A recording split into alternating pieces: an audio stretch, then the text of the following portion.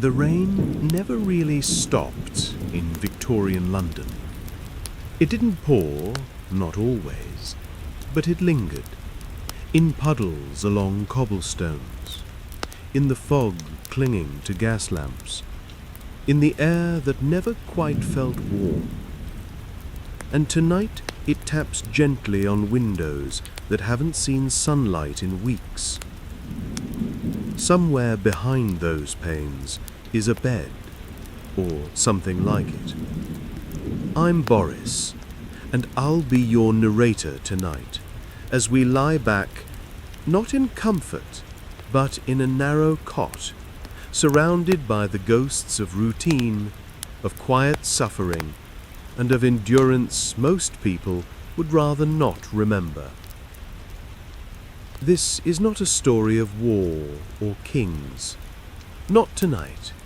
This is a story about sleep, or what passed for it. In the long corridors of the workhouse, in overcrowded tenements, in dark alleys beneath chimney soot.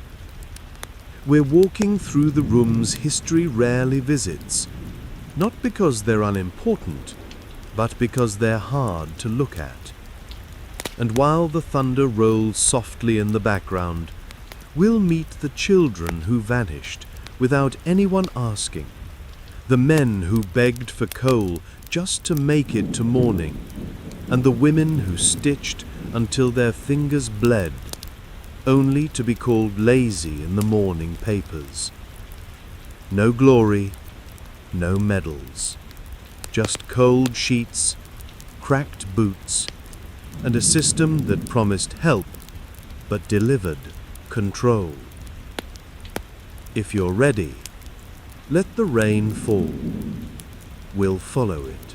Imagine yourself lying flat on your back on a thin straw mattress, one of 50 lined up in perfect rows on an iron cot.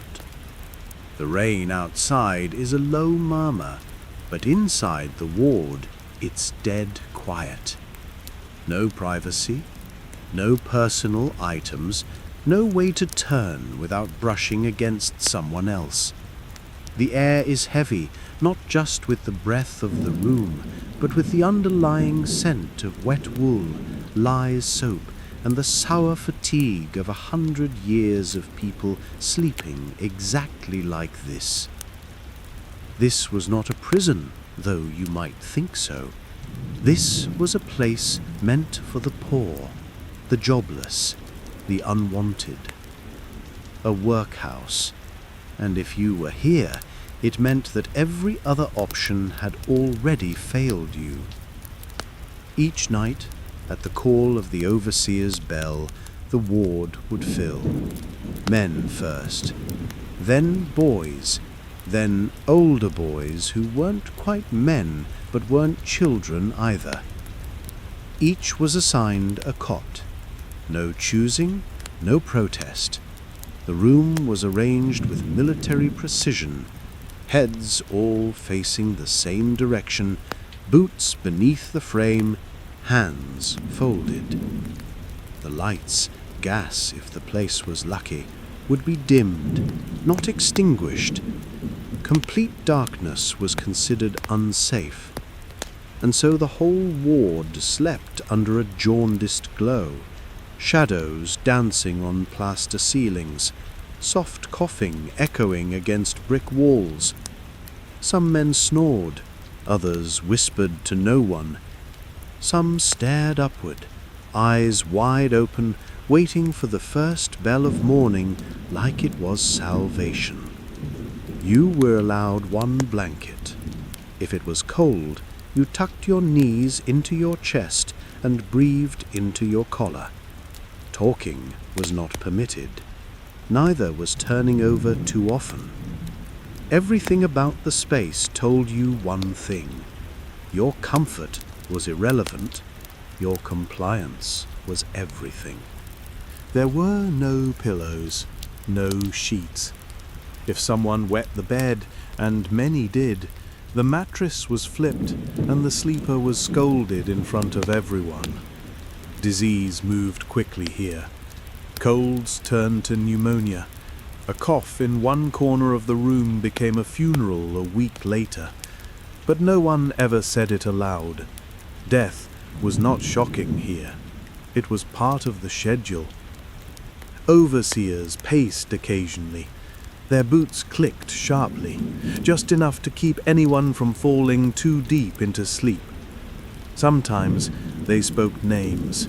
Sometimes they pulled boys out of bed for infractions committed earlier in the day.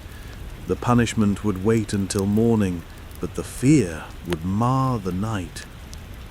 If you were new, you didn't ask questions. You didn't introduce yourself.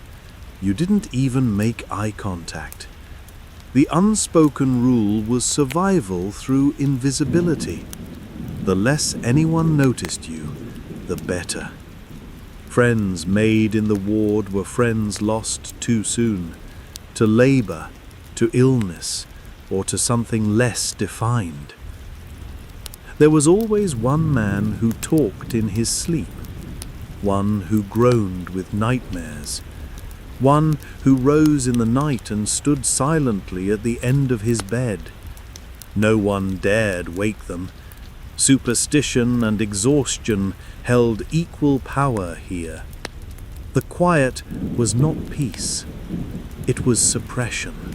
In the mornings, you were not allowed to linger.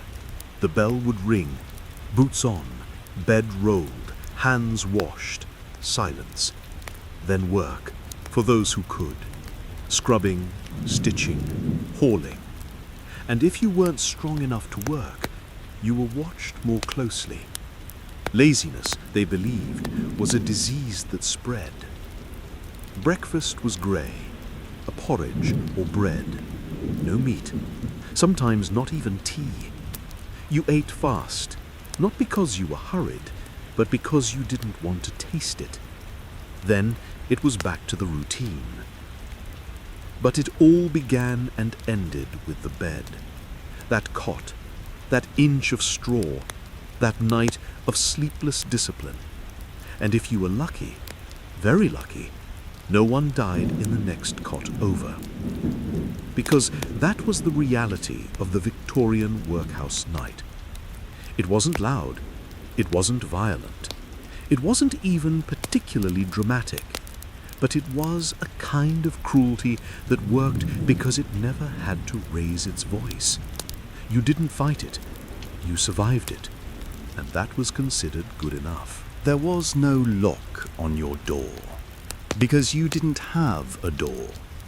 You didn't even have a room, just a hard, narrow bed inside a dormitory packed with rows of others like it, 50, 60, maybe more, shoulder to shoulder in a converted warehouse that smelled of wet wool, disinfectant, and the fatigue of 100 people too poor to say no. If you were poor in Victorian London, truly poor, not the just between jobs sort, the workhouse was where you ended up when all other doors closed. Not because it was helpful, because it was the only place that still opened. But entering a workhouse wasn't like being admitted to shelter. It was like being processed into a machine, one that sorted people into categories: the able-bodied, the infirm, the mad, the old, the unwanted. And if you were a man between 16 and 60 and could lift anything heavier than your dignity, you were sorted into labor. Daytime was for punishment in the name of productivity. Nighttime, that was for enduring. Enduring cold, noise, stink, and other people's breathing. You had no belongings, no privacy, and no silence. The snoring of the man next to you was not an annoyance, it was a certainty. Your day began at dawn and ended only when it was too dark to see your own hands. Meals were thin gruel and crusts of bread, more a ritual than sustenance. Talking was discouraged, smiling was irrelevant. The people around you were not friends or enemies, just other fragments of misfortune lying on neighboring boards.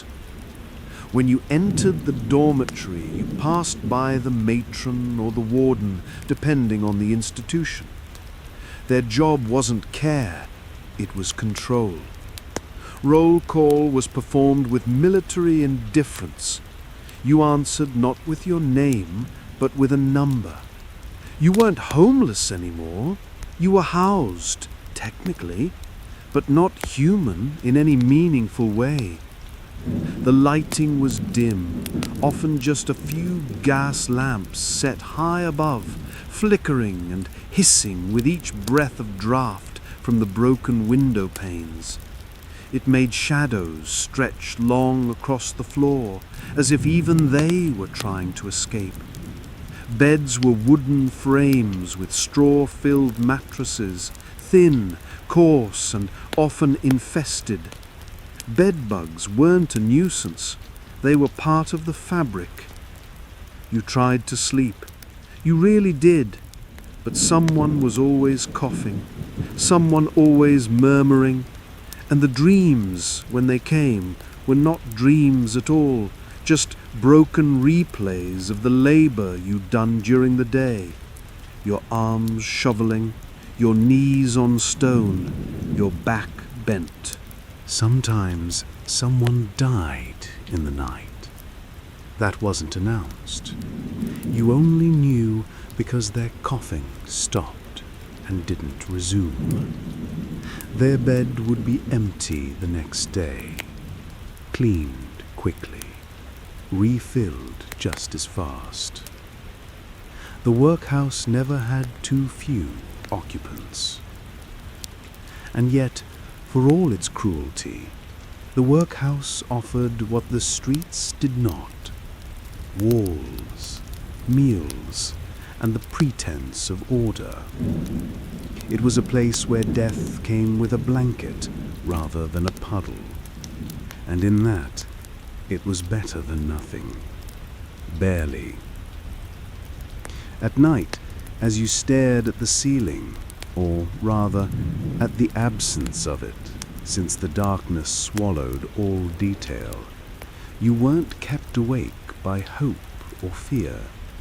You were simply awake, because your body didn't believe this was a place for rest, because your mind had nothing left to dream.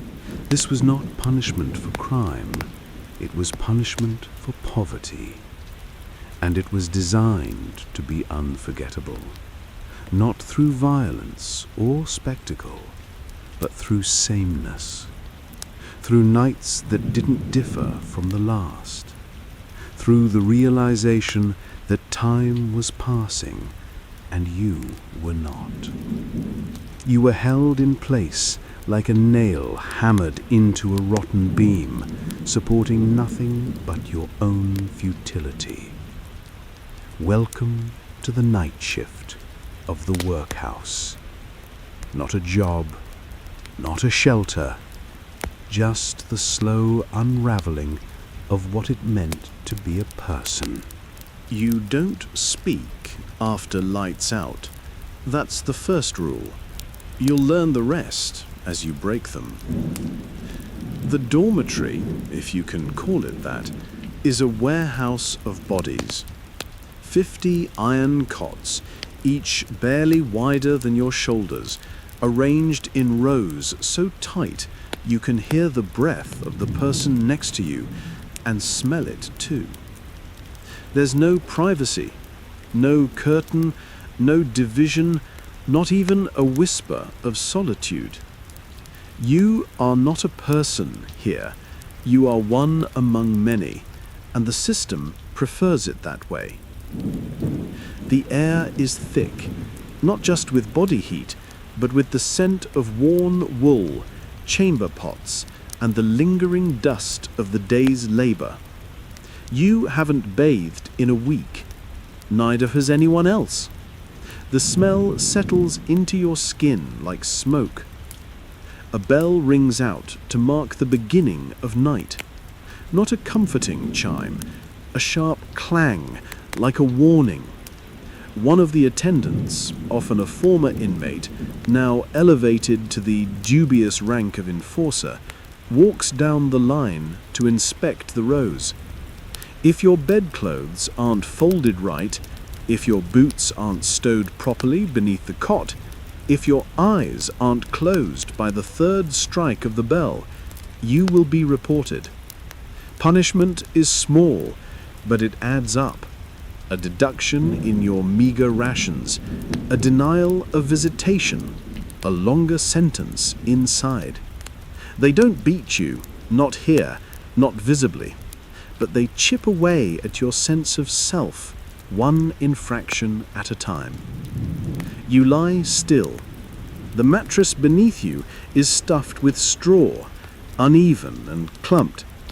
It crackles when you shift, but shifting draws attention, so you don't. The silence is never full.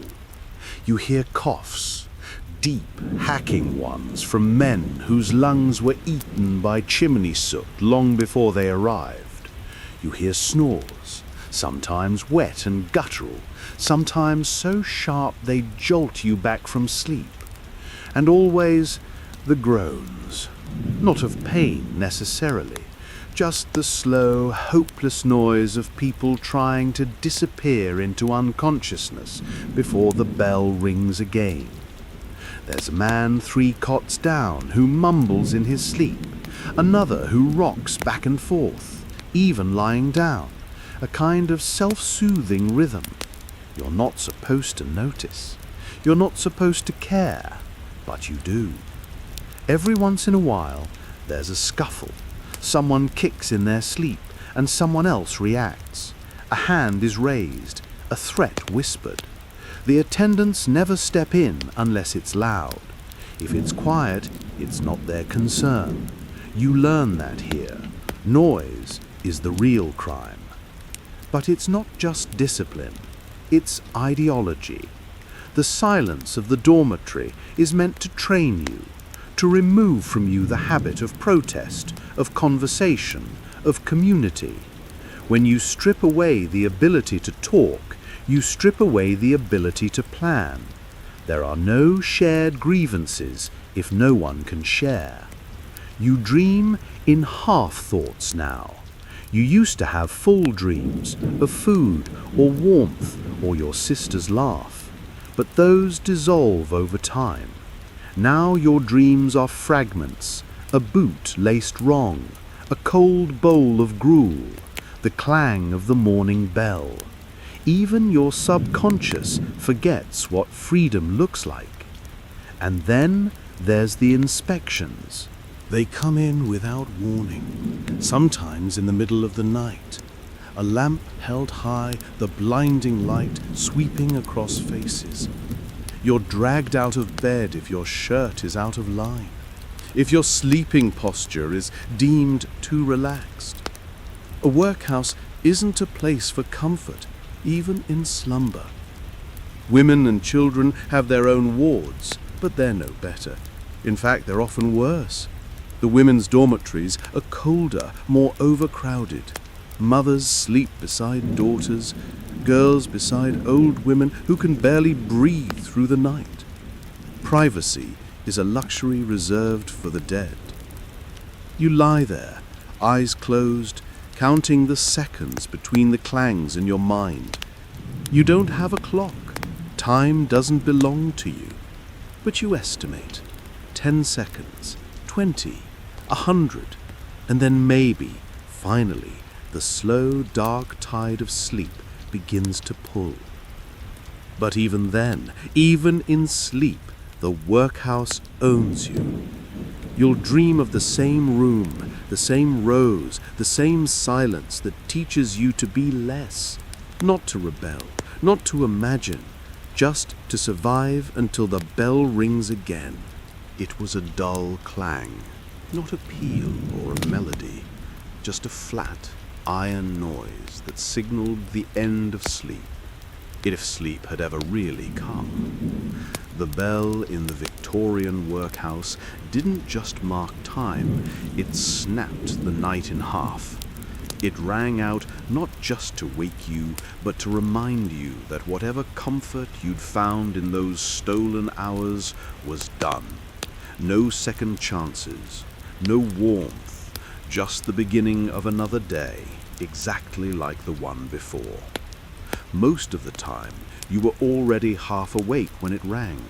The hard cot, the shoulder pressed too tightly to your neighbor's, the cold that reached through your blanket like a hand, all of it kept true rest at bay. Some nights you'd dream anyway, usually of food or silence or home.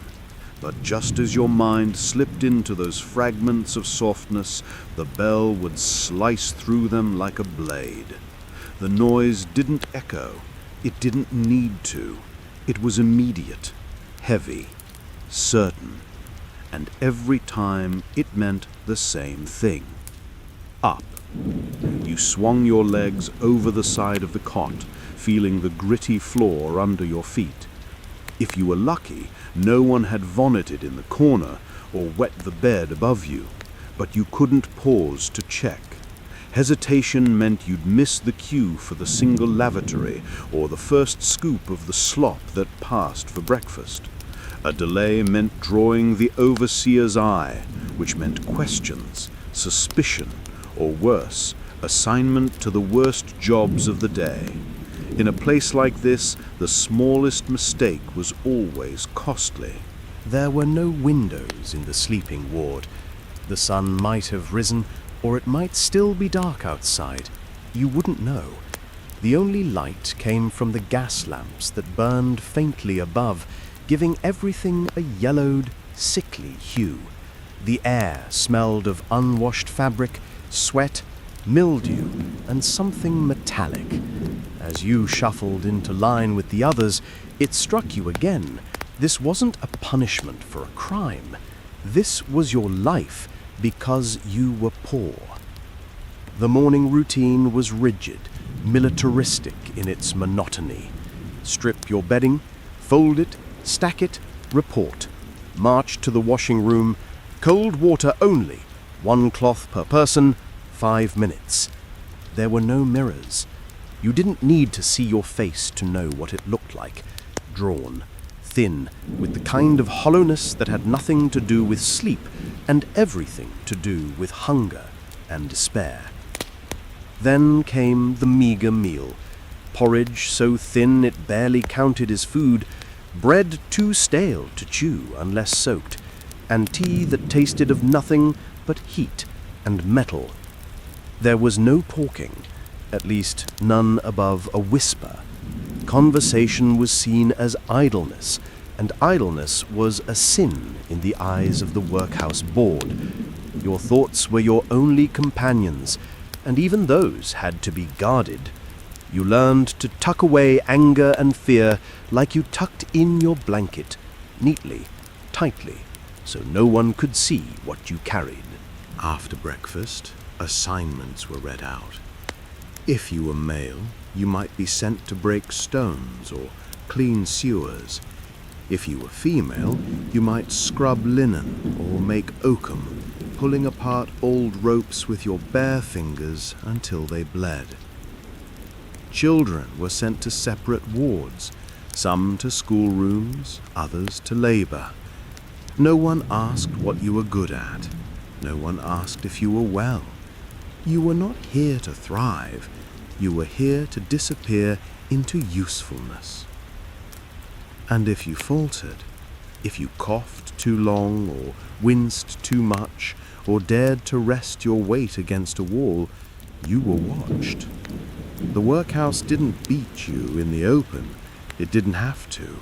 It used removal, silence, isolation, privileges revoked, extra chores assigned, a bunk near the drafty door, a ladle that came up empty at dinner. You learned quickly how to be invisible, how to be obedient, How to exist without attracting notice. That was the only kind of safety on offer. As the day began, you tried not to think about the night ahead. The room you'd return to was the same, crammed, cold, loud. The bell would ring again, hours from now, not to offer rest, but to ration it. You would lie down next to strangers once more, your body aching, your eyes dry, your belly still gnawing. And if you were lucky, truly lucky, you might forget where you were for a few minutes. You might dream of a bed with a pillow, a door you could lock, and a morning without a bell. But then again, you might not, because in the workhouse, even your dreams weren't your own. They belonged to the routine, to the system, to the bell. And it always came back, relentless, inevitable, ringing out across the rows of bodies like a verdict. Wake up, get up, you're still here. London in the 19th century did not simply grow, it festered. The city expanded like a living wound, aching, inflamed and hungry. Over 2 million people packed into its alleys, courts and cobbled streets, coughing in unison beneath a sky the colour of soot. At street level, the fog wasn't romantic. It didn't roll in like in the novels. It oozed, it clung, it stank. It carried the breath of chimneys, slaughterhouses and open cesspits, heavy with coal dust and invisible rot. Beneath it, another population stirred, children with no names, no homes, and often no shoes. Charles Dickens did not invent these children. He simply wrote down what others refused to see. At age 12, Dickens himself had worked in a blacking factory past Westminster Bridge, labelling pots of boot polish for 10 hours a day, 6 days a week. His father had been jailed for debt. Charles lived in a boarding house with other abandoned boys, eating slop and dodging beatings. What he saw then, rank dormitories, hunger that made you shake, adults who looked past you like you were wallpaper, never left him. It haunted his prose.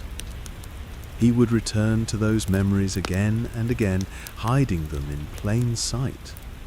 Oliver Twist, David Copperfield, Pip. They weren't just characters.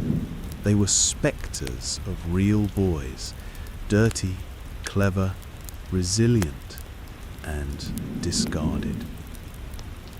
In the East End slums, Dickens found children not begging for toys or sweets, but for rags, matches, coal dust, anything that could be bartered for a crust of bread. Some slept in cemeteries, others huddled under carts covered in newspapers. The lucky ones worked, the unlucky ones vanished. Daylight revealed little. It was the gas lamps that told the truth. After dark, the city belonged to children. Pickpockets, barely 10 years old, slipped between market stalls, hands like ghosts. Barefoot messenger boys sprinted across bridges, coughing blood and dodging carriages. Girls no older than 13 stood at corners in ragged shawls, eyes too tired for their age. For every one child that reached a workhouse, there were dozens who simply slipped into the river fog and were never seen again. Reformers called for charity. Churches preached virtue. But Dickens understood the deeper cruelty. These children weren't forgotten by accident. They were excluded by design. Their labor made the city run. Chimneys swept, parcels delivered, cloth cut and sorted. Their suffering was the price of comfort elsewhere. Middle-class families reading Nicholas Nickleby beside warm fires rarely asked where their coal came from or who stitched their cheap lace. They wept for fictional orphans, then turned away from the real ones outside their doors. In 1843, Dickens walked the streets for nights on end before writing A Christmas Carol. He didn't do it for inspiration. He did it to remember. He passed the prisons, the workhouses, the ragged schools. He counted the shivering figures sleeping against church steps. The two children that appear beneath the robe of the ghost of Christmas present, ignorance and want, were not symbolic. They were as real as the fog on Fleet Street. To live in Victorian London was to live on a knife's edge, especially if you were small. Childhood was not protected, it was a liability. And yet, within this grim machinery of neglect, Dickens saw something else, something terrifying and tender at once. He saw that children, despite everything, still hoped, still dreamed, still reached for light, and he knew that no system, however industrial or indifferent, could fully crush that. Not yet. He became their voice not because he wanted fame, but because he had been them. And in his stories, they lived not as data or pity, but as people, flawed, brave, clever, human. And perhaps that was the real revolution, not the charity drives or the parliamentary speeches, but the simple act of forcing the comfortable to look and to keep looking at what they had tried so long to ignore. By the mid-19th century, London's elites had a growing sense that the children haunting their streets could not simply be ignored, not forever. Crime was rising. Prisons were filling with boys barely old enough to spell their names. Newspapers printed headlines about 12-year-old thieves, gangs of pickpockets in Covent Garden, child prostitutes in Soho. The moral panic was beginning to spread, not from compassion, but from fear. And so, slowly, something resembling a conscience began to take root. The result was the rise of the ragged schools. These were not schools in any conventional sense. Most were basements, stables, or abandoned shops, any space that could shelter a handful of children from the cold. They were called ragged, not because they were poor, but because their students were. Children arrived barefoot, lice-ridden, covered in sores and ash. Some didn't know their own birthdays. Others had never seen a book. They were taught letters with broken chalk on splintered boards. Reading lessons shared space with soup bowls and flea combs. Discipline was firm, but rarely cruel. The goal wasn't just literacy, it was survival. Charles Dickens was skeptical at first. He worried the schools might be too paternalistic, too condescending. But after visiting a ragged school in Field Lane, Clerkwell, he changed his mind. What he saw shocked him, not the poverty, which he knew all too well, but the quiet determination. Boys reciting scripture with cracked voices, girls stitching cloth with frozen fingers, a dozen tiny lives trying to claw their way out of oblivion, one lesson at a time. He described the place as a noble effort to rescue the doomed. But the truth was harsher than the sentiment. For most of these children, the ragged schools offered a temporary refuge, not a future.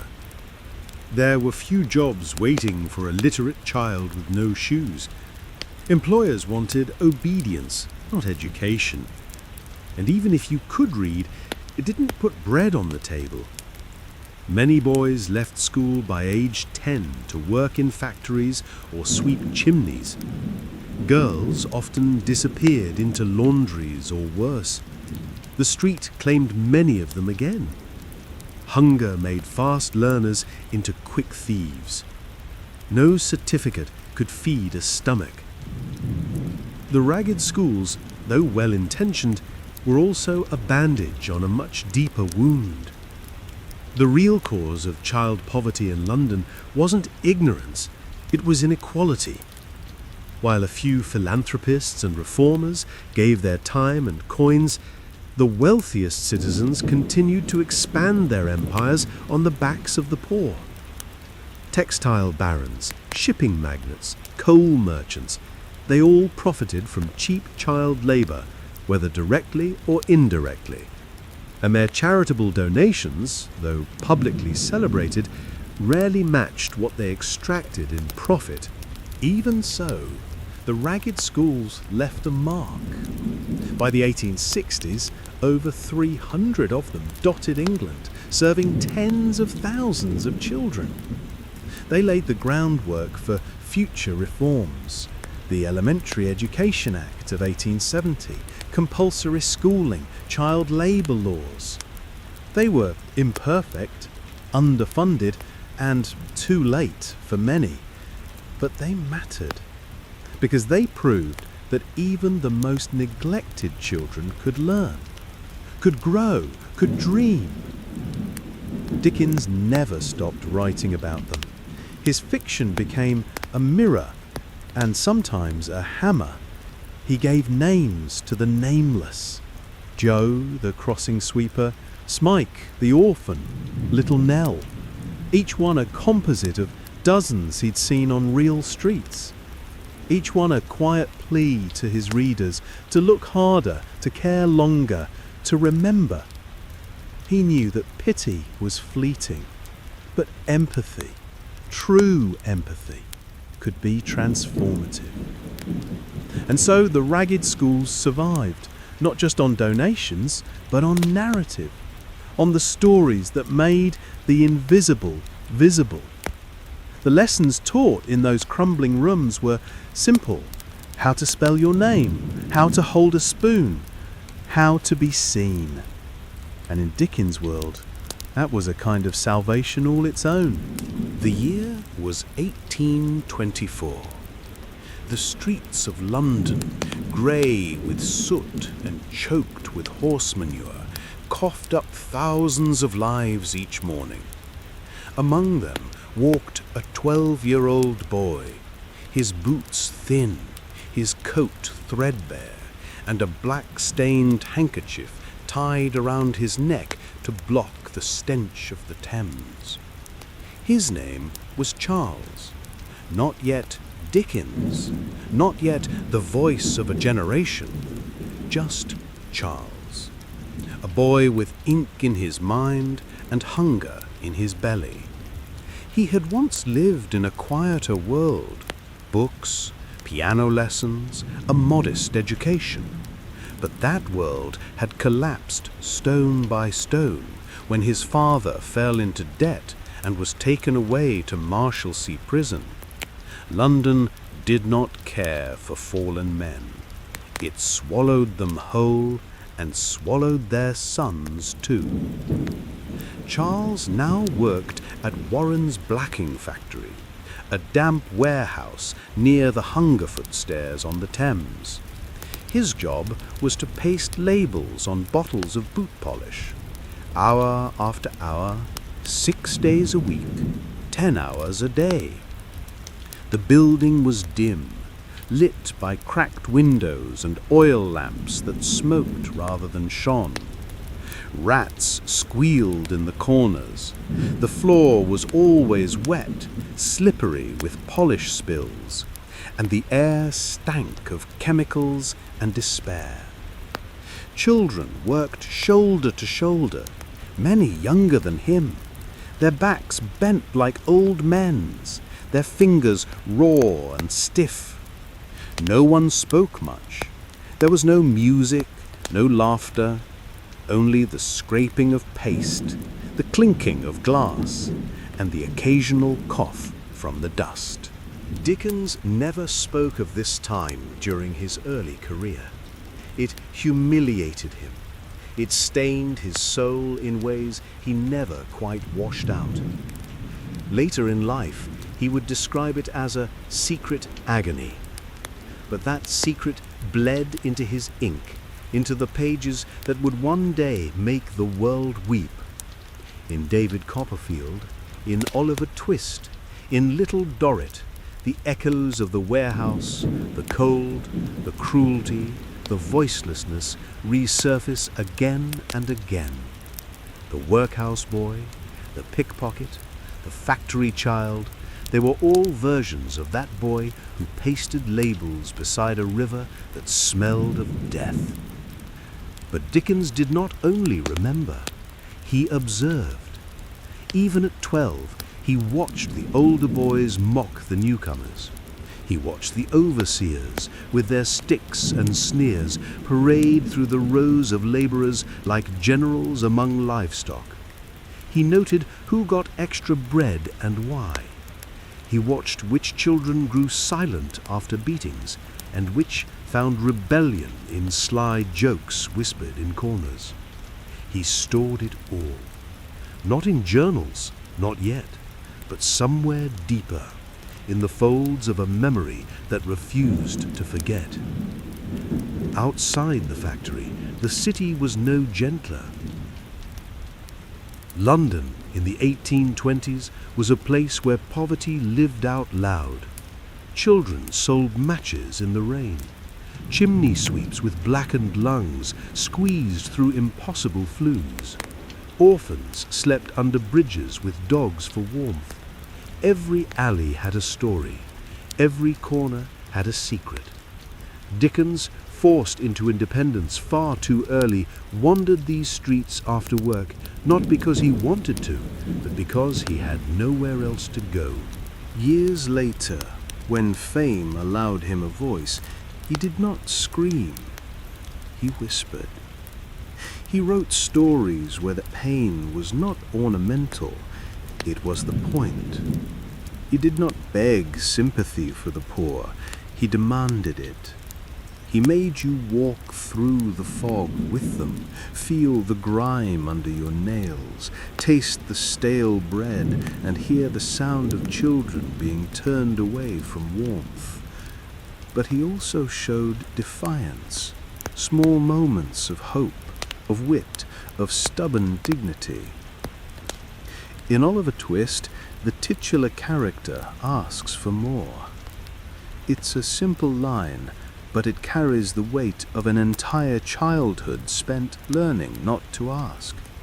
That moment, quiet, almost absurd in its boldness, captures what Dickens believed, that resistance doesn't always roar. Sometimes it's just a child holding out an empty bowl. But Dickens' real revolution was not in the stories alone. It was in the audience. He made the middle and upper classes look at the children they had ignored, the ones under bridges, in factories, in jails. He made poverty visible, and he did so not with sermons, but with sentiment, with Christmas tales, with orphans you could love, with villains you could hate. He made the darkness just palatable enough for his readers to digest, and then showed them what it had been hiding all along. The boy in the blacking warehouse never really left him. Decades later, Dickens would return to that building, now empty, and cry as he remembered the child he had been. Not because he was proud of how far he had come, but because he had never made peace with how far he had fallen. His success did not erase that past, it amplified it. He had walked through a world that had no mercy, and he had come out the other side, not with vengeance, but with purpose. Charles Dickens died in 1870, a national treasure. But long before the statues and the eulogies, he had already memorialized himself, not in marble, but in ink. In the warehouse of his youth, he had seen a world most people never wanted to admit existed, and then, with a pen and a bruised heart, he made that world impossible to ignore. In the East End of London, where the fog settled low and the streets ran with ash and filth, there stood buildings no one remembered building. They didn't belong to a time or a person. They simply existed, grey, unmarked, with soot clinging to the windows, and names no longer visible on their signs. They were warehouses in shape, but not for goods. Inside, there were no crates of tea or barrels of salted meat. Inside, there were children. By the time Dickens walked these streets, these places were known quietly as holding houses. Not officially, not legally. The city didn't speak of them, not in the press or parliament, but they existed in the corners of poor districts, behind markets or down alleyways where police rarely passed. They held children who didn't die, but also didn't quite live. Some were orphans. Some had mothers who scrubbed stairs 14 hours a day and left them here as if the buildings might raise them. Others had fathers who disappeared into prisons or ships or gin. And some had no backstory at all. They simply appeared, like fog on a cold morning, unannounced and unwanted. Inside, the air was always damp. The walls sweated in winter, and the ceilings leaked in summer. Rats came freely. So did the cold. So did the coughs. The children slept on wooden slats nailed into wall brackets, 5 high like bunks without ladders. They climbed like mice and tried not to fall in their sleep. Blankets were rare, so were names. They weren't tortured, not actively. That would have implied someone cared enough to be cruel. No, the worst thing about these warehouses was the silence.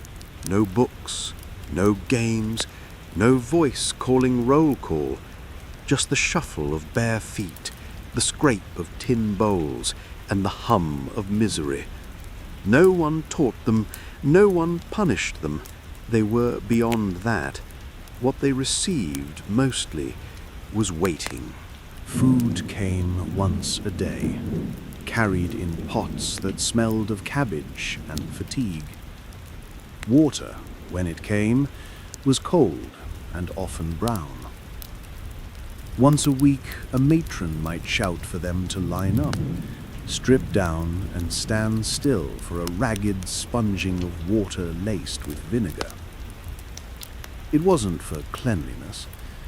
It was to check for lice and infection, to see who might be too sick to keep. Dickens knew of these places. He didn't name them in his novels. That would have brought attention too fast, too directly. But in Oliver Twist, Bleak House, and Little Dorrit, you find echoes. The child with no shoes and no history. The boy who trusts no adult because none ever protected him. The girl who thinks kindness is a transaction. These were not characters. They were composites, observed, remembered, barely altered. The irony was bitter. London, at the time, was the heart of an empire. Gold flowed in. Ships docked hourly with silks and spices. Parliament debated tariffs, while barefoot children dug through gutters for scraps of bread dropped by coachmen. It wasn't poverty of scarcity. It was poverty of neglect, a society that could afford better and simply didn't. Inspectors visited, sometimes, rarely. They'd walk through, accompanied by polite headmistresses, and records scrawled in good ink. Everything was always improving. The walls were whitewashed just before inspection. The children were told to smile or keep quiet. Afterward, the rot resumed. No photographs remain of these places. Cameras in those years didn't go where the wealthy feared to tread. But if you look at the faces of real Victorian children captured in streets, pinched, hunched, eyes hollow, you'll see something close. Not rebellion, not even sadness, just vacancy, a kind of slow erasure from the inside out. Dickens wrote not to inspire pity, but to expose quiet horror. In his letters, he spoke of children who had no memory of ever owning a piece of clothing, of infants who never cried because no one responded when they did, of 10-year-olds who could read the prices in a pawn shop but not their own name. It was not the brutality of violence that haunted him, it was the brutality of indifference. He once visited such a house, unnamed, unmarked, with iron bars over the windows and a yard paved in broken glass. He left with a notebook full of sketches, the height of the ceilings, the sound the doors made, the smell that clung to his coat. Weeks later, he introduced a scene in Hard Times where a child walks alone through a building made of stone, seeing only backs and hearing only commands. That scene, many critics said, was exaggerated. It wasn't. If anything, it was softened. The true cruelty of those places wasn't in what was done to the children, it was in what wasn't. No stories were read, no songs were sung, no futures were imagined. The children weren't trained to become criminals. They were simply abandoned long enough that crime became the only thing that noticed them. By the 1870s, these holding warehouses began to vanish, not because society had grown kinder, but because bureaucracy had grown smarter. Poverty was labelled, categorised, moved into institutions with clearer names and tighter ledgers. But the children remained, just now in uniforms, in numbered beds, in buildings with inspectors who could sign forms and say, convincingly, that the problem was being handled. Dickens died before the worst of these changes took hold, but he sensed them coming. The evolution of neglect from apathy into process. His stories remained full of fog and alleys and quiet suffering, like headstones with no names. And if you ever pass a blank brick building in London with no sign, no windows, and a door that opens only inward, pause, just for a second, not to feel guilt, but to remember. Somewhere in its walls, the air once held the breath of children no one wanted to claim. It started not with a knife, but with ink. Before the public had even caught its breath after the second murder, letters began to arrive. The first came to the Central News Agency on September 27th, 1888. Red ink, sharp script, signed chillingly, Jack the Ripper. It was not just a confession, it was a performance. Dear Boss, the letter began, casual and mocking, as if the killer were chatting over a pint rather than writing about slashed throats. It described future violence, threatened escalation, and promised more fun.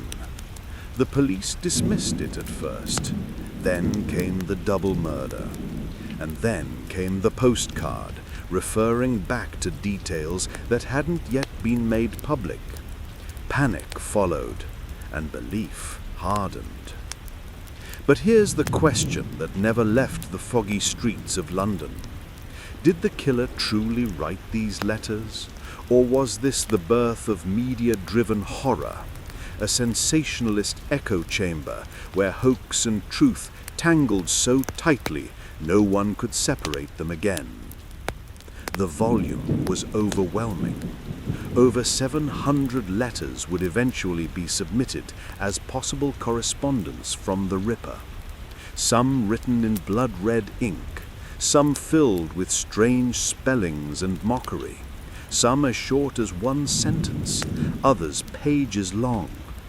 The tone shifted from gloating to furious to absurd, and yet they all carried that undercurrent of fear. Even if they were fake, someone somewhere wanted to keep the terror alive, and the public fed on it. Newspapers ran excerpts, rumors flew. The police, suddenly caught between crime scenes and correspondence, tried to catalogue the madness. One of the most infamous letters came with a kidney, supposedly from one of the victims, preserved in alcohol, accompanied by a letter claiming the writer had eaten the other half. It was signed, "From Hell." The address was missing, the punctuation unhinged, the tone delirious. This wasn't just taunting, it was a grotesque performance of violence pushed to theatrical extremes. Investigators were torn. On one hand, the details in some of the earlier letters did suggest knowledge not yet released. On the other, many of the letter writers were proven hoaxers, journalists trying to sell stories, pranksters hoping for infamy, even amateur detectives playing twisted games. Some letters were traced to known individuals who then confessed to the fabrication. Others remained anonymous, impossible to verify. What's disturbing isn't just that some of the letters might be genuine, it's that so many people wanted to pretend they were Jack the Ripper. The killings became a stage, and the killer a role. In this way, the Ripper wasn't just a person, he became a narrative, one that others could slip into with pen and paper. The Dear Boss letter, despite its questionable origin, shaped the identity of the killer. It gave him a name. Until then, the press had called him the Whitechapel Murderer or Leather Apron. But Jack the Ripper had flair. It sounded like a character out of Gothic fiction, something from Penny Dreadfuls, thrilling, evil, and disturbingly charismatic. The press ran with it. Posters, headlines, even songs started using the name. The killer became myth, not just man. This shift mattered. It changed the way the public thought about violence. No longer was the Ripper just a butcher in the shadows. He was a voice, a presence that seeped through ink and into homes. Parents told children to behave, or Jack the Ripper will get you. Women locked their doors and still looked over their shoulders. And the police, faced with mounting pressure and international attention, scrambled to manage the chaos, both physical and psychological. The letters didn't stop. Some arrived with deliberate misspellings to mimic the original. Others seemed to parody themselves, as if the hoaxers were mocking not just the police, but the very idea of fear. One writer, calling himself the Whitechapel Fiend, threatened to turn his attention to children next. Another claimed to be the devil's surgeon, promising to dissect souls. The line between grotesque theatre and true danger blurred further. Even today, the authenticity of the major letters remains debated. Linguists, historians, and criminal profilers have combed over the documents, analyzing tone, handwriting, word choice. Some argue that the Dear Boss and saucy Dracky postcards were likely penned by journalists at the Central News Agency, perhaps to boost circulation during a lull. Others suggest that the From Hell letter, while cruder, may be the closest we've come to the killer's actual voice. But perhaps the real significance of the letters lies not in whether they're real, but in what they reveal. They show us a society gripped by fear, where the anonymous could command attention, and where horror wasn't confined to alleyways, but spilled into the public square. The pen, it seems, did more than document violence, it perpetuated it. It amplified it. It gave it style. And then, just as suddenly as they started, the letters slowed. By the end of 1888, the murders had stopped. The fear remained. The name Jack the Ripper was etched into cultural memory, bolstered not just by what he did, but by what he wrote, or what was written for him. In the end, the letters may not have helped solve the case, but they helped shape the legend. And legends, unlike killers, don't fade. By the autumn of 1888, London wasn't just afraid, it was addicted. And not just to the murders, to the news of the murders. The Ripper didn't act alone. His partner, whether he knew it or not, was the press. And together, they created a new kind of fear, one that sold. It began subtly. The early reports were cautious, clinical. A woman found dead in Whitechapel, throat slit. A tragic but not uncommon headline for the time. London had known crime before, but as the bodies piled up, and especially as details leaked, something changed. The narrative hardened. The words grew more vivid, more gruesome. Murders became butcherings. The killer was no longer nameless. He was Leather Apron, then the Whitechapel Fiend, and finally, with theatrical flourish, Jack the Ripper. The press didn't invent the fear, but they packaged it, serialized it, and sold it. Street vendors hawked evening papers with cries of "Another Whitechapel horror!" Papers like The Star, The Times, and Lloyd's Weekly discovered that nothing moved copies faster than blood and speculation. One murder might sell papers for a day. Two would do better. But a string of murders with a catchy villain's name and the promise of a mystery? That was gold. The Ripper letters only intensified the frenzy. When the Dear Boss letter was published, against the wishes of some police officers, it set off a cascade. Newspapers printed the text in full. Readers pored over the words, looking for clues or insights into the killer's mind. The tone, flippant, cruel, boastful, seemed to taunt not only the police, but the public. It made him real. It made him charismatic in a dark, twisted way. Soon, the press wasn't just reporting on the fear, it was shaping it. Editorials demanded answers. Political cartoons mocked the police. Journalists inserted themselves into the investigation, interviewing suspects, bribing officials, and sometimes, allegedly, writing their own letters to keep the story alive. The boundary between fact and fiction grew dangerously thin.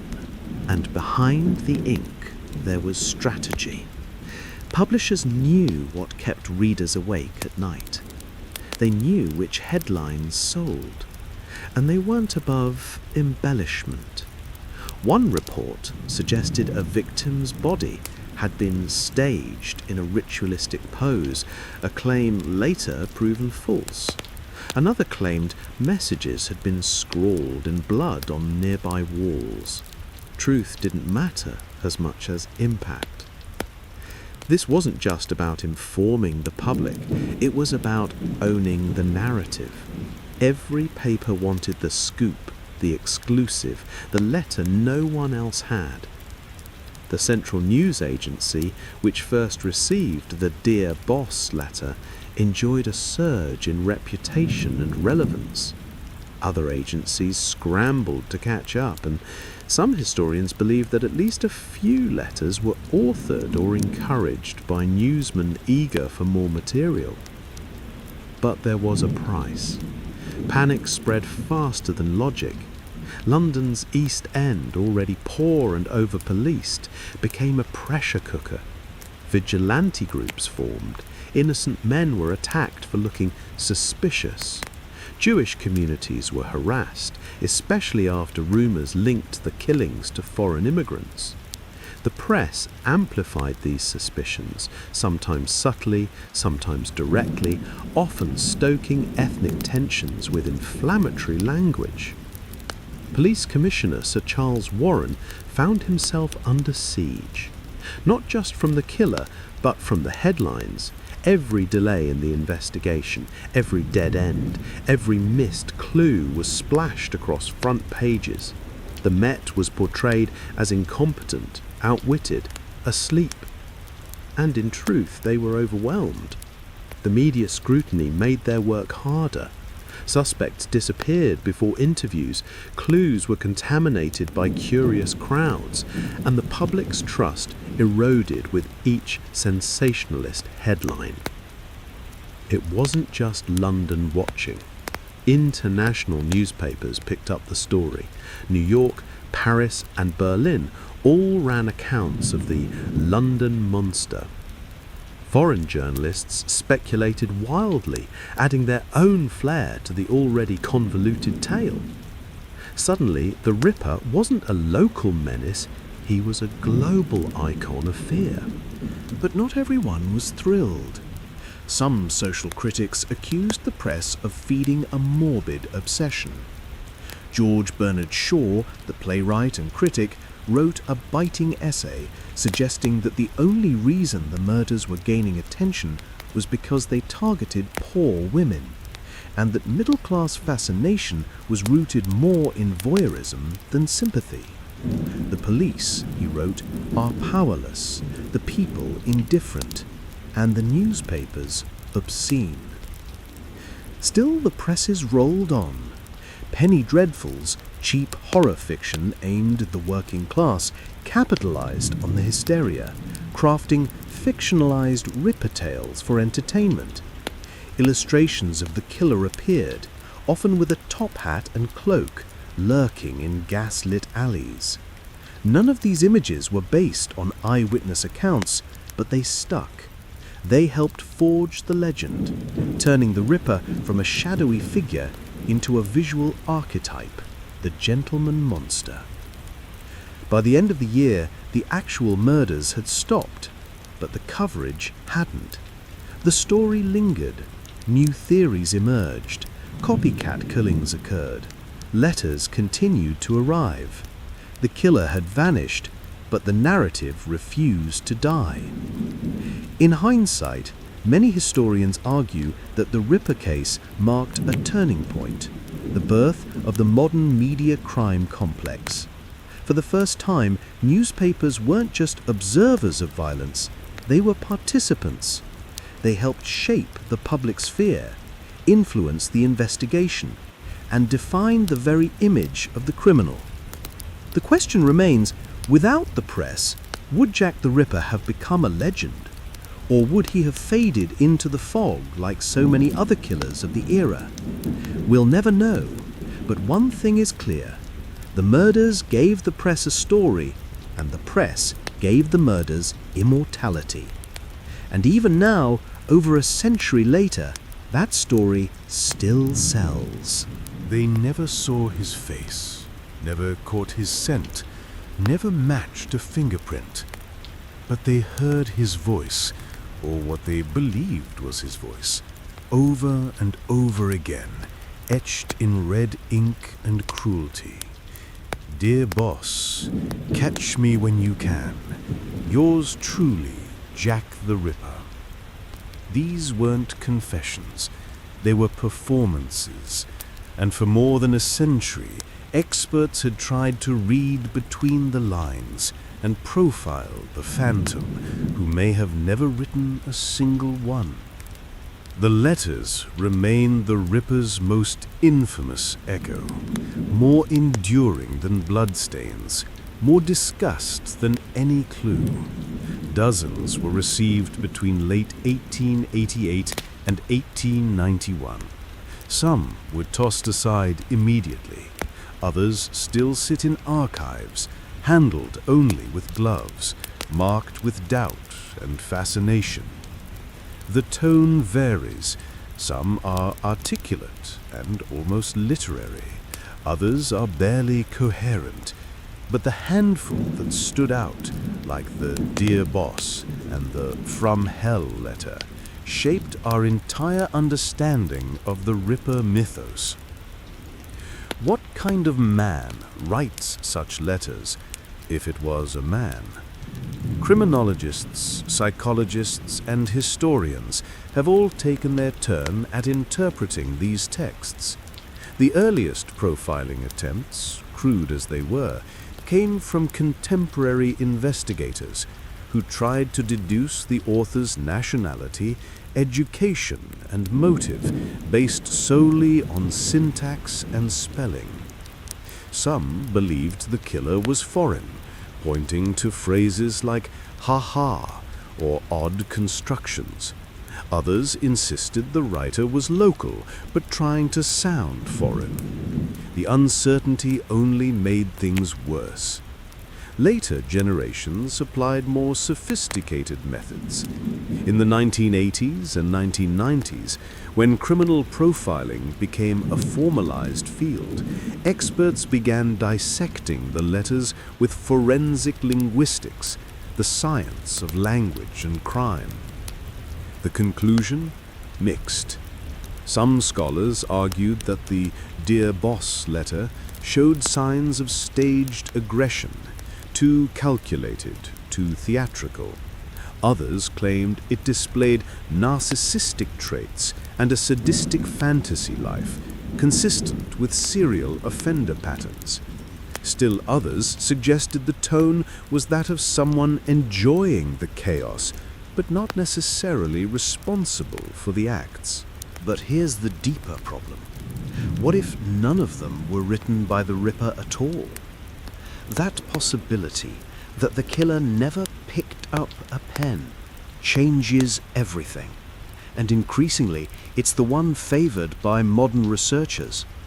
The Dear Boss letter, for instance, wasn't received until after several murders had already been reported in the press. It included no privileged information, no unique insight that couldn't be gleaned from newspapers.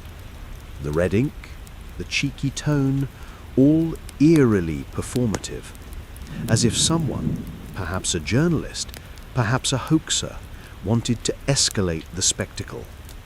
And it worked. The From Hell letter, however, stands apart. Received alongside a small box containing half a human kidney and addressed not to the press but to George Lusk of the Whitechapel Vigilance Committee, it is the most chilling. The handwriting is shaky, the grammar broken, the tone far less smug, more visceral. And the mention of eating part of the kidney, that detail was never publicized.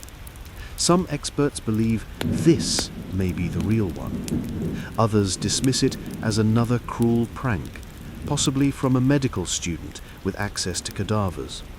But even if the killer didn't write the letters, the persona forged in them has survived far longer than any court record. The idea of the killer as literate, self-aware, and taunting created a kind of mythology. This was no mindless brute. This was a villain with voice and character.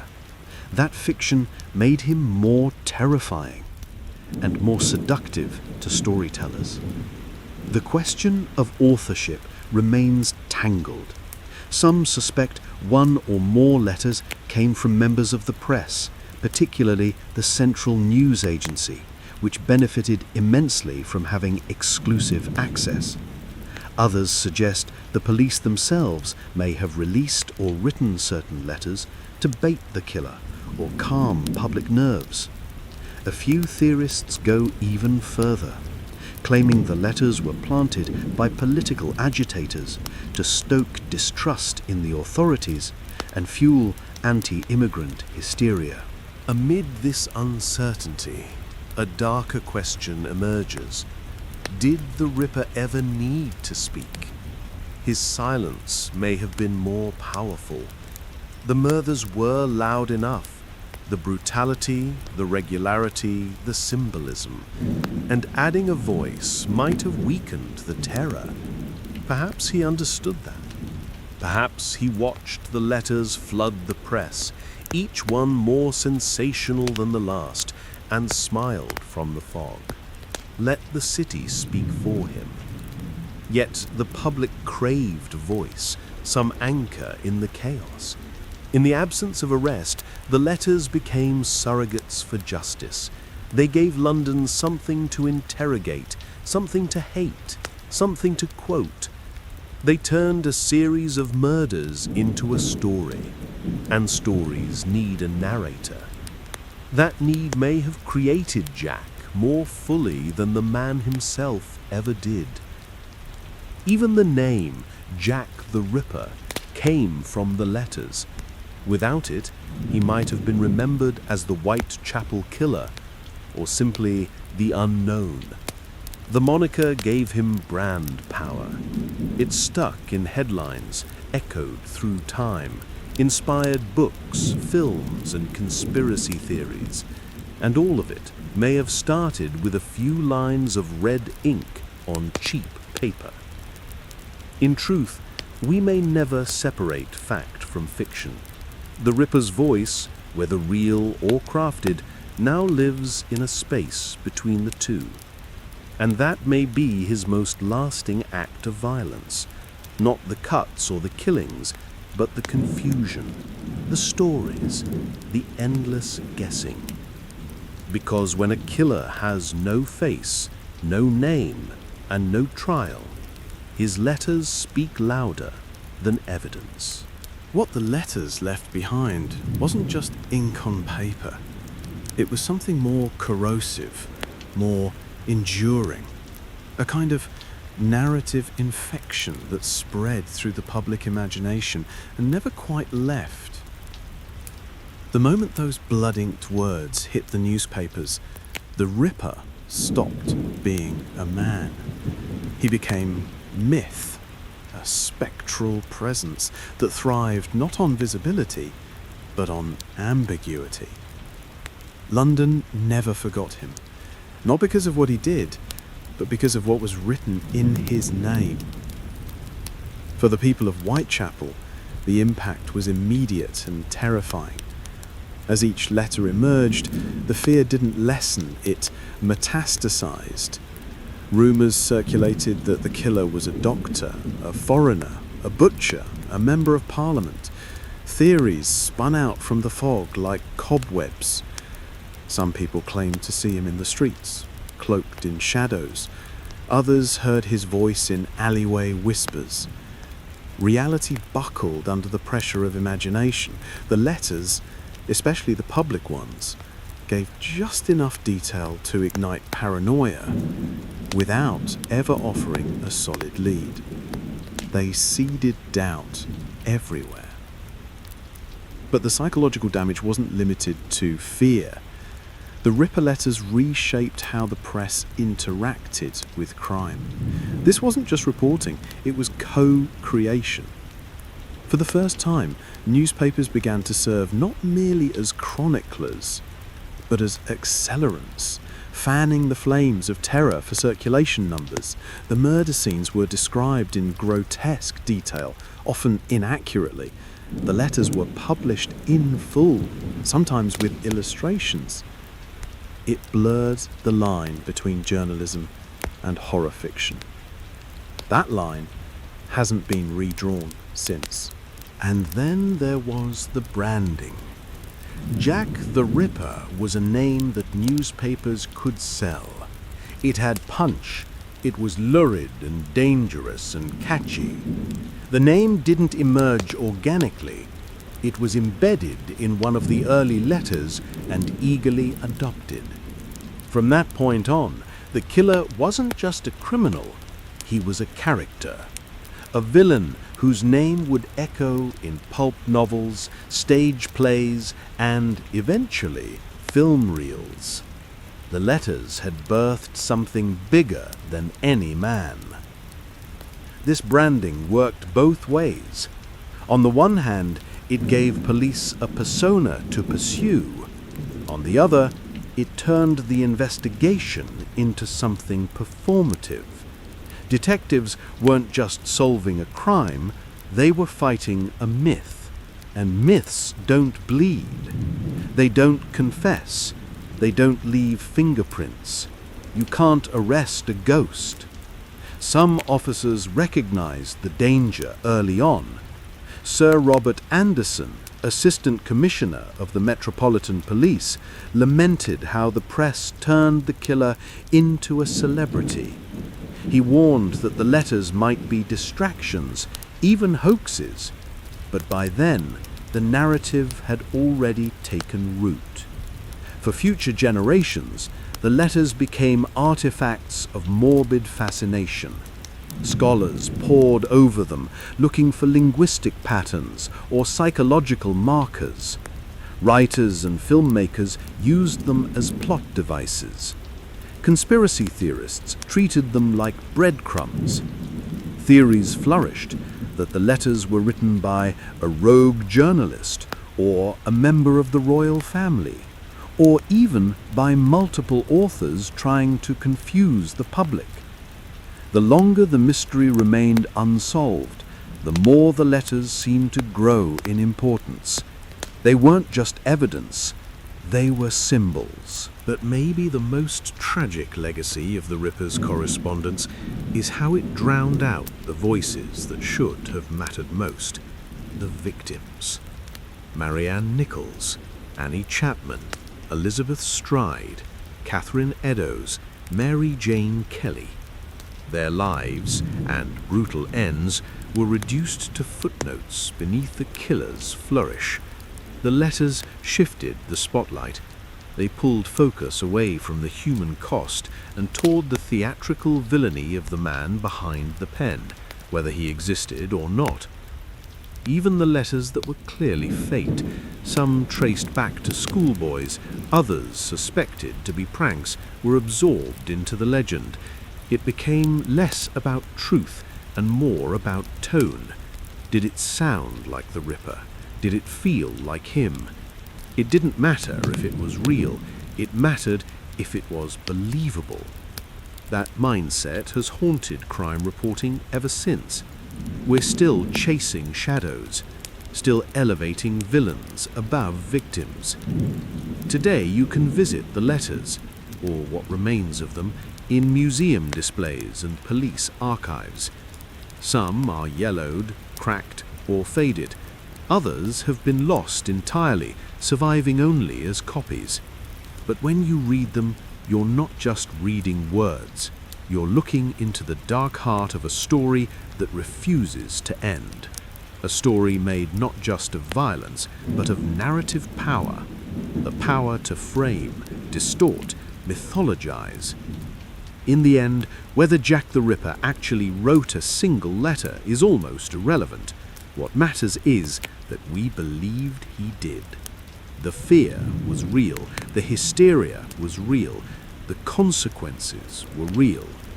And so the voice lives on, in ink, in whispers, in every retelling of those cold autumn nights in 1888. because long after the blood dries and the case file closes, the story still speaks. If you lived in Mayfair in the late 19th century, your nights were not filled with the cries of hungry children or the echo of boots on cobblestone chasing down rumours of another body. Your evenings were candle-lit, perfumed with imported florals, and accompanied by the clinking of porcelain teacups. You didn't see Whitechapel, not really. You may have passed it in a carriage, nose tucked behind lace and velvet, but the stench and desperation never touched you. It was another London, another world, just a few miles apart. The divide wasn't just economic, it was moral, architectural, psychological. While children in the East End begged for scraps or disappeared into the machinery of industry, West End children were schooled in Latin and etiquette, trained to avoid direct eye contact with the working class. Your cook might have had a cousin in Whitechapel. Your maid might have been there, but those were not connections you explored. To be rich in Victorian England was to practice selective blindness, a cultivated indifference masked as gentility. You see, the Victorians didn't just build social hierarchy, they engineered it. From city planning to fashion to the rules of conversation, everything was designed to reinforce distance. The rich didn't dirty their shoes in the alleys of Spitalfields. They spoke of the poor as a collective, never as individuals. Charity was organized, impersonal, and often performative. An annual donation to a workhouse here, a fundraiser for orphans there. Meanwhile, their investments in factories and slums quietly profited from the very conditions they claimed to abhor. But it wasn't just physical poverty that was ignored. It was suffering, exploitation, institutional cruelty.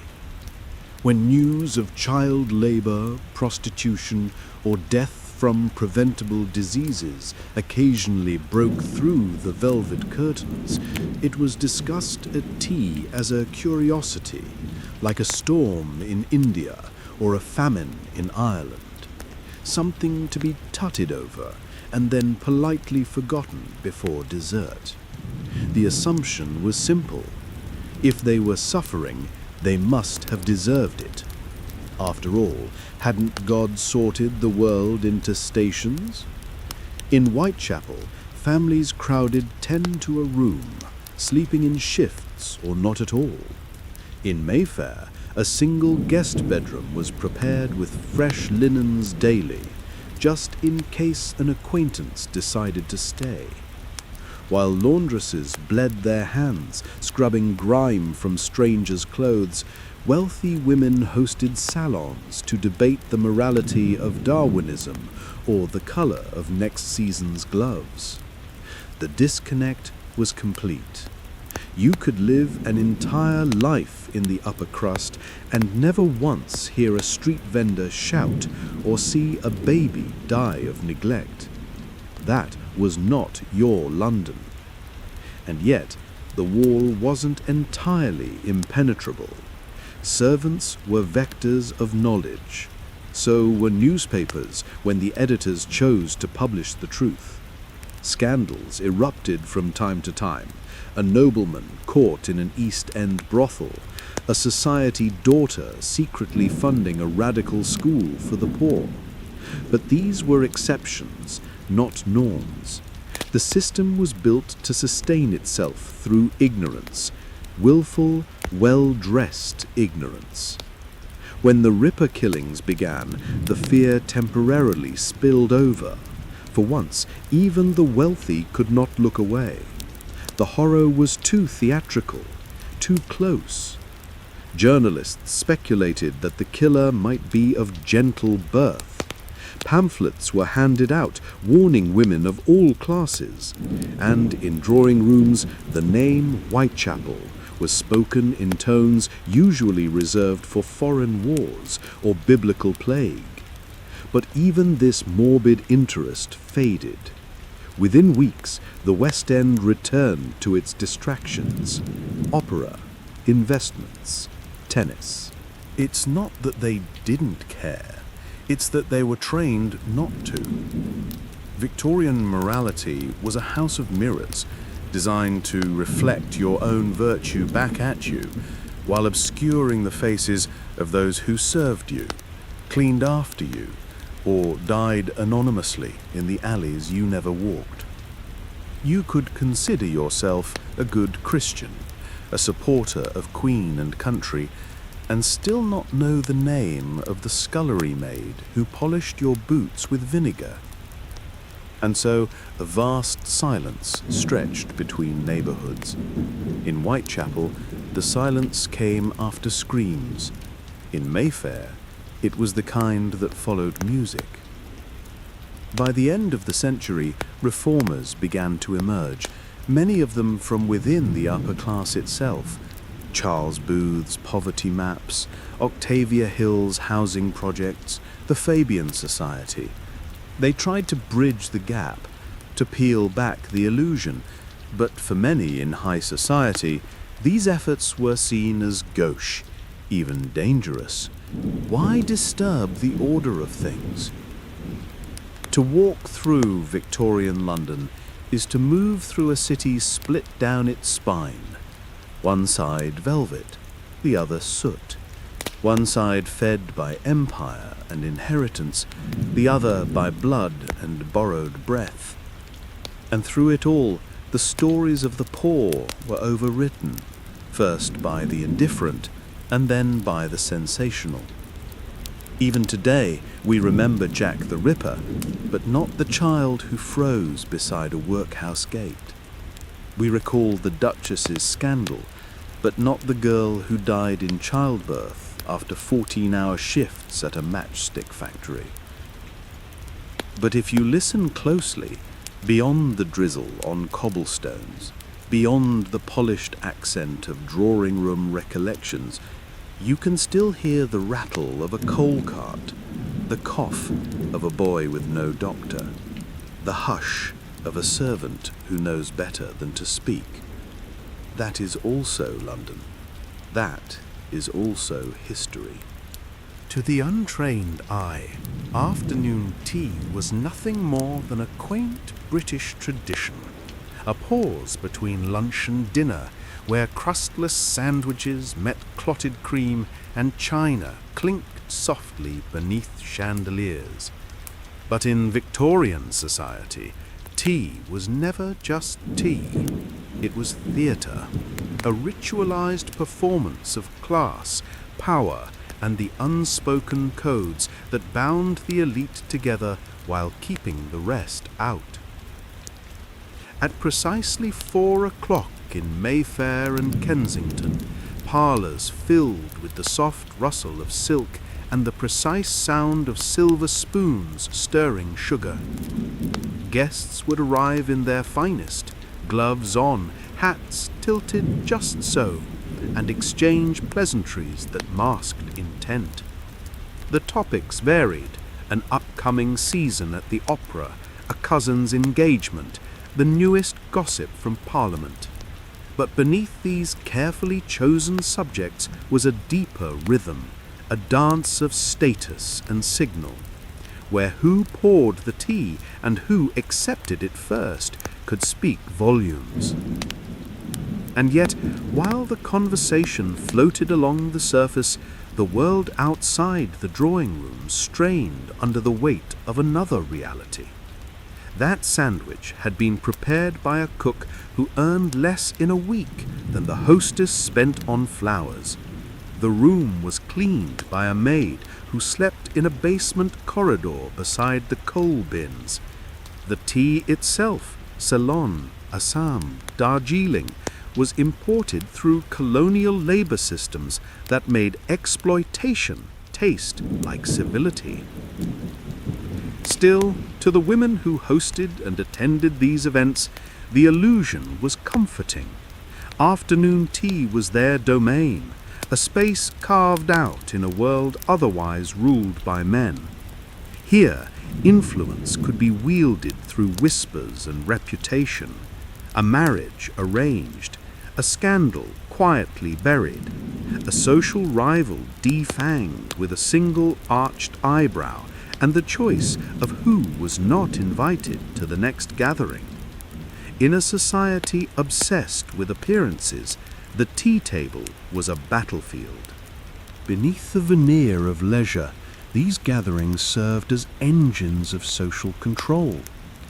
They were the informal networks through which information travelled faster than the times. Who was climbing too quickly? Who had fallen out of favour? Whose fortune came from trade rather than land, and could therefore be quietly shunned? These weren't trivialities to the Victorians. They were mechanisms of order, ensuring that power stayed where it was supposed to be. And yet, for all their precision, these rituals masked a deep anxiety. The Industrial Revolution had created new money, new classes, and new ideas. The streets teemed with workers who no longer accepted their invisibility. The poor were organizing, publishing, striking. Even women, even some from the upper class, had begun to speak of rights. To have tea in the 1880s was to sip between tremors, pretending the world was still as it had been, when in fact it was already beginning to tilt. There were cracks in the illusion, a misplaced word, a cousin who'd married beneath her station, a newspaper left on a hall table with headlines about child labour or factory fires.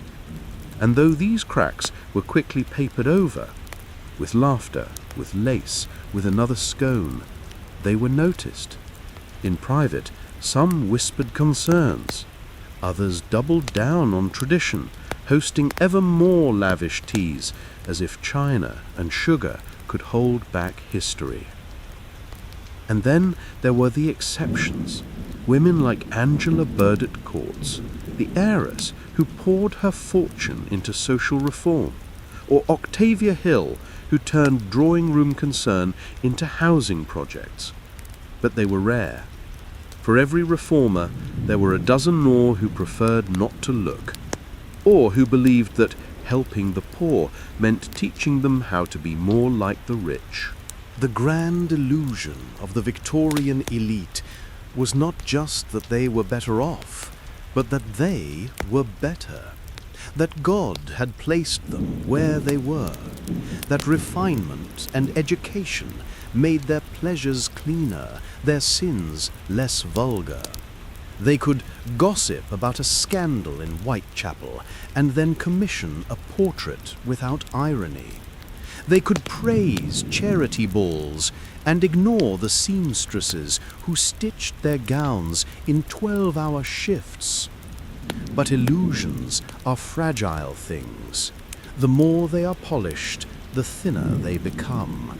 And behind every tray of lemon cakes and bone china, there lurked the unspoken truth that the world outside the parlour was watching. That the poor did not vanish between 5 and 6 p.m. That beneath the laughter there was a question too dangerous to say aloud. How long can a society endure when one half pretends not to see the other? Some did begin to see, not just the reformers, but the artists, the writers, the critics. Charles Dickens had already dragged the underbelly of London into polite drawing rooms. Others followed: Elizabeth Gaskell, Thomas Hood, Henry Mayhew. Their words spread discomfort like a draught through the corridors of privilege. But even then, change came slowly, carefully, with one eye on the tea tray. And so the illusion held, for a while. Long enough for generations to pass believing that manners were morality and that style was substance. Long enough for the poor to become a subject, not a presence, until eventually the parlour emptied, the tea cooled, and the world, no longer willing to be invisible, knocked on the door. Every cup of tea poured in a Victorian drawing room was the end point of an invisible procession, a chain of people whose names would never appear on any guest list. The table set with precision, the napkins folded just so, the fire burning at just the right warmth. None of this happened by accident. It was the product of a domestic machine, an entire workforce hidden behind doors, beneath floorboards, and beneath notice. If you were born into a wealthy household, you likely never ironed a shirt, boiled a kettle, or polished your own boots. But someone did, and not just someone, many. A typical upper-middle-class home employed anywhere from 5 to a dozen servants, each assigned specific roles, each expected to be both visible and invisible, depending on the moment. The butler, who ran the household like a general, the housekeeper, who ruled the female staff with quiet ferocity, the cook, the parlour maid, the scullery maid, the footman. Each knew their place in a hierarchy almost as rigid as the one that governed the society upstairs. Their workdays were long and thankless. The first bell might ring at 5 a.m. The last task might end near midnight. And there were no weekends, no holidays, no privacy. Servants ate in basements, slept in cramped quarters, and were expected to vanish from sight when not needed. The ideal servant, according to household manuals, was silent, clean, obedient, and forgettable. They moved through corridors like ghosts, always present, never acknowledged. And yet they kept the machine running. The carpets were swept, the silver polished, the meals served with grace and timing. Without them, the illusion of upper-class life would collapse before breakfast. But the relationship wasn't just one of labor and employer. It was more psychological, intimate, complex, and often cruel. Servants saw everything. They overheard secrets. They dressed and undressed their employers, cared for their children, bore witness to their illnesses, their infidelities, their drunken rages. In some cases, they knew their masters better than their own families, and still they were considered lesser. Their moral worth was tied to their silence. A servant who knew their place was trusted. One who asked questions, who read too much, who hesitated to obey, was dismissed, or worse. The upper class feared familiarity. Proximity was tolerable only if it remained unequal. The idea that a scullery maid might see herself as their equal, or worse, their observer, was deeply unsettling. The greatest sin a servant could commit was to remind the elite that they existed. Even kindness was a danger. A footman thanked too often became a liability. A maid given too much attention risked rumours, or worse, retribution. Servant girls were often preyed upon, not just by male employers, but by guests and even fellow staff.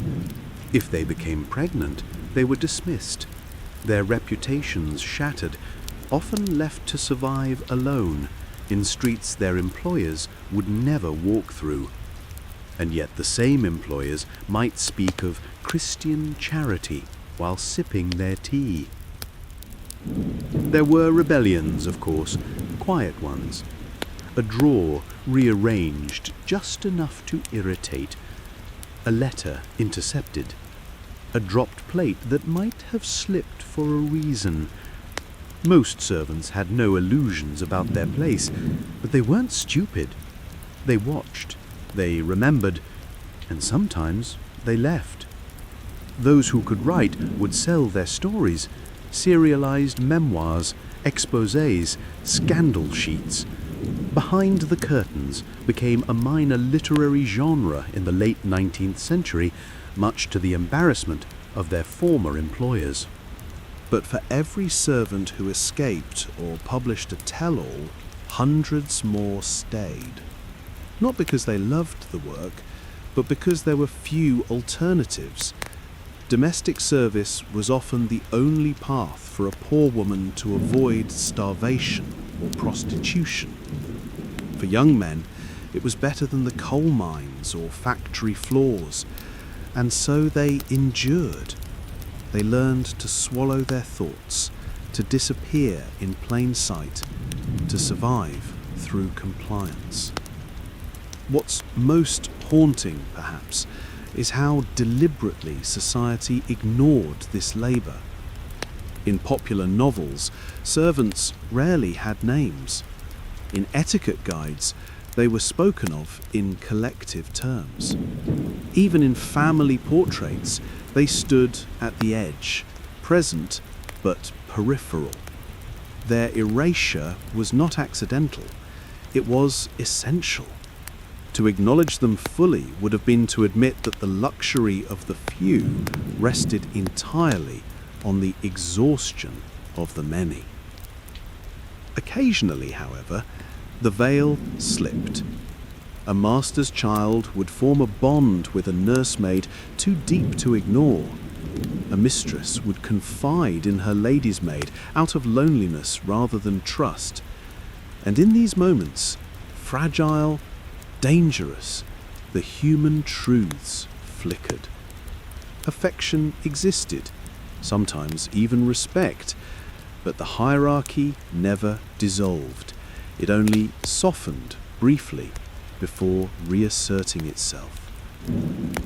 By the late 1800s, the domestic service model was beginning to strain. Education was expanding. New jobs in shops and offices began to lure away potential maids and valets. The growing middle class needed fewer liveried footmen and more clerks.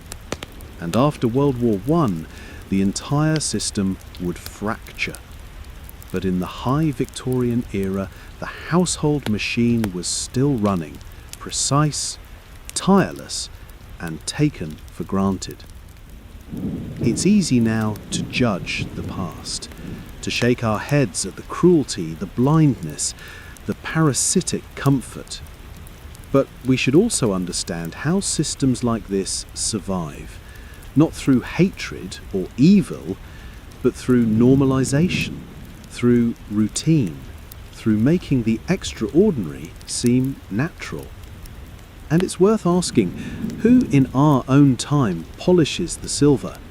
Who vanishes so that others might be seen? A Victorian salon glowed with candlelight. The silverware gleamed, and the guests arrived in carriages. Laughter rose above the string quartet playing in the corner. Dresses rustled, crystal clinked, and every movement was a performance, carefully choreographed to project grace, wealth, and dignity. But beneath the veneer of refinement was a weight few acknowledged, the sheer cost, not in gold, but in lives bent to uphold the illusion. Every appearance had a price. The food at dinner had been prepared in a basement kitchen that reached unbearable temperatures. The meat was fresh because someone had risen at dawn to haggle at the market. The linen was white because a laundress, likely deafened by years of boiler hiss, had scrubbed it by hand, day after day, never praised, barely paid. The flowers arranged in crystal vases were cut by gardeners who worked in silence and rain, unseen by those who admired the blooms. The floor that shone beneath the guests' shoes had been scrubbed by a maid on her knees, all for a single evening, a single impression.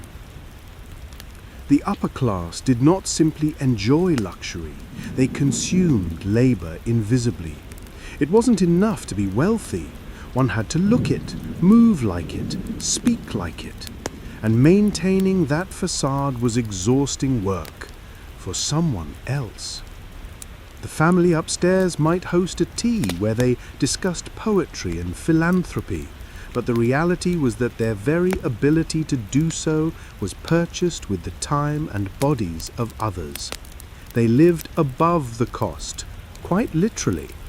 Most Victorian homes kept their servants underground, physically beneath them, as if status itself were a matter of vertical distance. The expectations were not only aesthetic. Morality, too, had to be displayed. Public piety, charitable donations, tasteful restraint, all were part of the performance. The woman who dismissed her pregnant maid without a reference might donate to an orphanage. The man who avoided his children might sponsor a school. But that contradiction wasn't seen as hypocrisy. It was normal. The public virtue compensated, in their minds, for private convenience. And when things went wrong, when debt appeared, when scandals threatened to surface, appearances still had to be maintained. Families sold silver to pay dressmakers. They pawned heirlooms to keep up carriages. They borrowed from relatives to afford their daughters' dowries. The illusion had to hold, because if it cracked, the social fall was brutal. Respectability was currency, and once lost, it was nearly impossible to regain. For many, preserving appearances wasn't vanity, it was survival. Even the architecture reflected this obsession. Victorian houses were designed to conceal labor and disorder. Corridors allowed servants to pass unseen. Back staircases ensured that staff never used the same path as guests. Bells summoned help silently. Cupboards and dumbwaiters moved food without exposing the kitchen. The home itself was a machine for hiding effort, a stage that erased its crew. But the burden didn't disappear. It accumulated in the backs of tired maids, in the cracked hands of footmen, in the stooped spines of nannies. The system required silence and deference, and those who couldn't provide it were discarded. The young grew old quickly. The sick disappeared. If a servant died in service, they were replaced within days. Their names were seldom remembered beyond the payroll. Their presence was expected. Their personhood was not. Children absorbed these lessons early. Little girls were taught to ring bells, not ask names. Boys learned to correct a servant's behavior before they could spell discipline. And so the cycle continued, with each generation building a world where comfort was disconnected from consequence. It wasn't cruelty, not overtly. It was blindness, a cultivated refusal to see the cost of one's own ease. By the late Victorian period, literature began to challenge this blindness. Writers like Charles Dickens, who knew poverty intimately, peeled back the wallpaper of genteel life. His characters were often the ones who served, suffered, or were ignored. And slowly, painfully, a public awareness began to grow. But still, in most drawing rooms, the teacups clinked and the curtains stayed closed. There is no judgment here, only a reflection.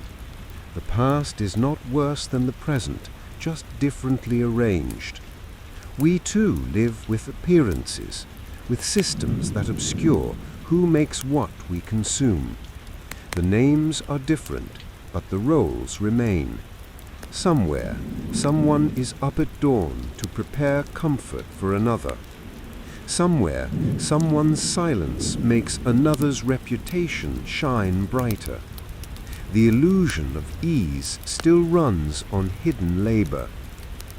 Tonight, we walked through a world of manners and marble, of high tea and higher walls. But behind the doors, beneath the staircase, the truth waited, in soot, in sweat, in silence. And now, the candles are out. The drawing room is empty. But if you listen carefully, you might still hear the quiet footsteps of someone clearing the silver. Not for thanks, not for recognition, just because it's what they've always done. They say history remembers the powerful, but maybe it doesn't. Maybe it only remembers the well-lit rooms, not the hands that lit the lamps. Maybe all those polished floors and pressed linens are the only record that thousands of forgotten people ever existed. No statues, no portraits, just the echoes of their labor, carried like dust in the folds of time. Tonight, we wandered through the shadowed hallways of Victorian Britain, not the corridors you find in museums or in glossy biographies, but the kind that smell faintly of damp wool and boiled cabbage. We began in the workhouse, where sleep wasn't rest, but an interval between hunger and discipline. You didn't dream in places like that. You waited for morning, and morning meant rules, cold floors, thin gruel, tasks that hurt your back by noon. A life measured in shifts and silence. You shared everything, your cot, your soap, your breath, but no one ever shared your name. Not really. Then we turned a corner and followed the footprints of a man who tried to look, Charles Dickens, a man who had once lived the blur between survival and shame. He didn't tell history from the top down. He wrote from the underside. He didn't invent Oliver Twist. He remembered him. He didn't exaggerate the cold or the cruelty. If anything, he softened it, just enough to be published.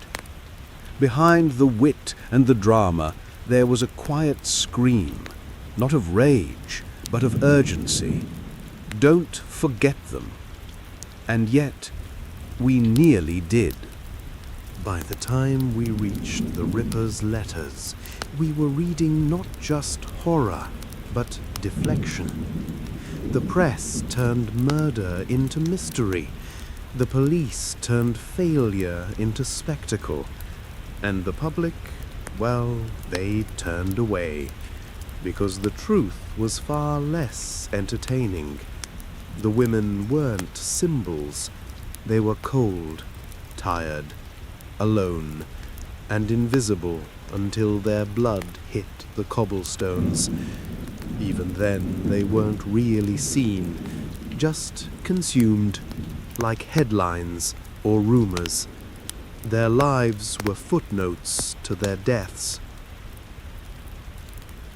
And finally, we sat among the lace and the silver, a parlor lit by gaslight, laughter echoing against plastered walls, while below, someone washed dishes with red hands. The rich didn't build prisons, but they didn't ask questions about where the laundry came from either. Morality was measured by donation boxes, not by who you stepped over. Dignity was something to be displayed, not shared. And when the system cracked, they called it scandal, not consequence.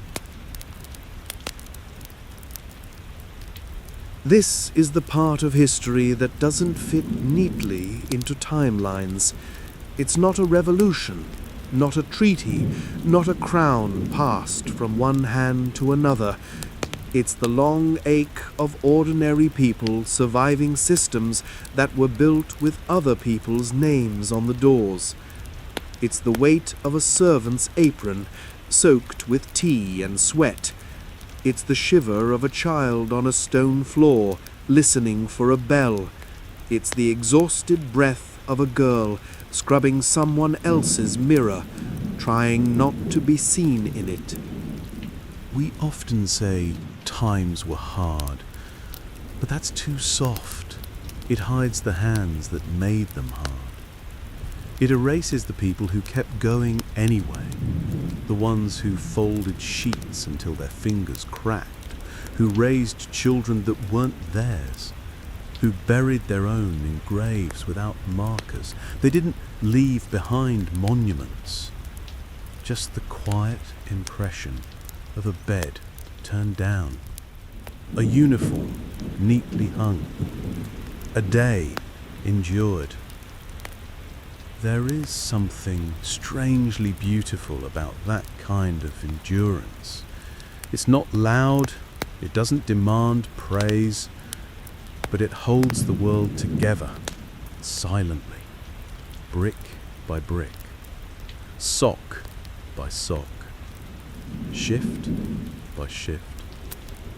And maybe that's why we tell these stories now, not to glorify suffering, not to wallow in misery, but to name what was never named, to breathe life into those who were only ever seen in the corner of the frame, to remind ourselves that history isn't just what we inherited, it's what we ignored. So tonight, as the rain falls, soft, steady, unrelenting, let it be a lullaby for those who were never sung to, for the laundresses and the orphans, the cooks and the coughing boys, the mothers who worked until they disappeared. Let it wash gently over the memory of rooms too crowded to sleep in, of alleys too dark to return from, of hearts that kept beating because stopping was not an option. Thank you for staying this long. You've walked through silence, through soot and sorrow. And in doing so, you've kept a few more names from vanishing. Until next time, may your pillow be softer than theirs ever was.